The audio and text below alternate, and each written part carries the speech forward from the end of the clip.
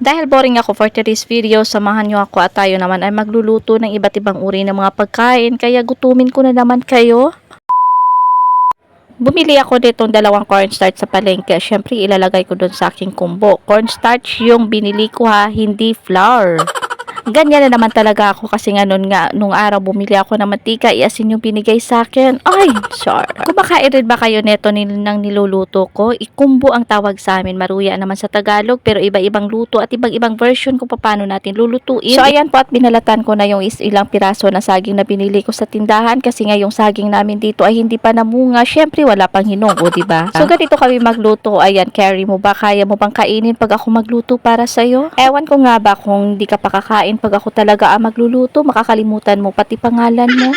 Ay, ganyan ako kasarap magluto, ganyan din ako kasarap magmahal, kaso nga lang para bang palaging iniiwan sa ere. Uy, palagi na lang talaga may hugot-hugot yung aking pag-voice over dito at pag-vlog ko. Yung iba nga nainis sa akin, wala akong pakialam sa'yo.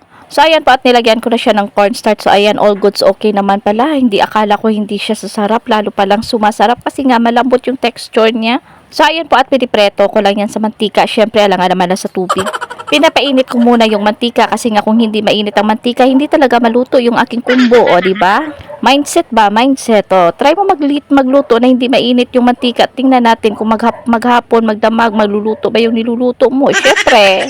So, ayan po at binaliktad-liktad ko na. Syempre, masusunog yun pag hindi ko nababaliktarin. Kailangan kasi ganyan lang yung texture niya, yung golden brown. So, ayan at tatapos ko na magluto nitong aking combo at ayan na po, ready to eat na ang inyong Mami Chen. Nilagyan ko yan ng tissue para naman ma-absorb yung mga existing na mantika niya. Hindi yung tissue na pamunas sa mga pawis mo. Ay, sana may pawis. Uy! So, ayan po, syempre, gusto ko na mag-isa, gusto ko nang kumain, kunyari, ganito, bla bla bla. Basta, gusto ko lang talaga na dyan ako sa labas para makita nila. Masarap yung pagkain ko. Syempre, nakaupo ako sa upuan, nalangan naman na maupo ako sa lupa, o diba? Kung di ba butotuya akong tiyan karon.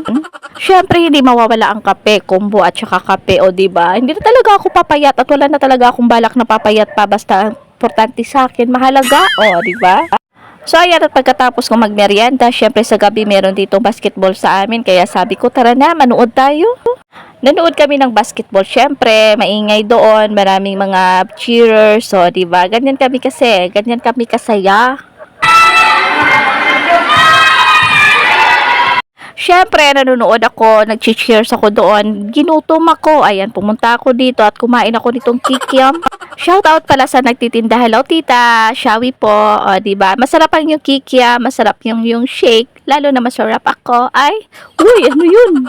Ganyan ang inyong Mami Jen. Pag ginutom na yan, talagang maghahanap yan ng pagkain. O, diba? Ano pa ba yung aasahan nyo sa isang oink-oink? Diba? Pagkain talaga yung inaasahan doon. Kahit matabang, hindi masarap. Basta, pagkain. Kakainin yan.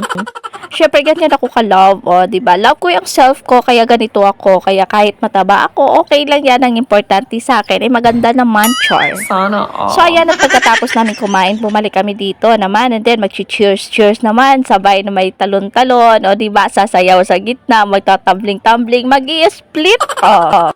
Pero nagtutubuan ka na ng waiter sa kakasinggit-singgit dyan. Tapos man lang, pagka-victory ball, hindi ka man lang nila iimbitahin na, oy, kakain ka dito, inuman ka dito sa lamisa namin. Ay, nako, pangbalis ka ron, kung lamisan nyo, char.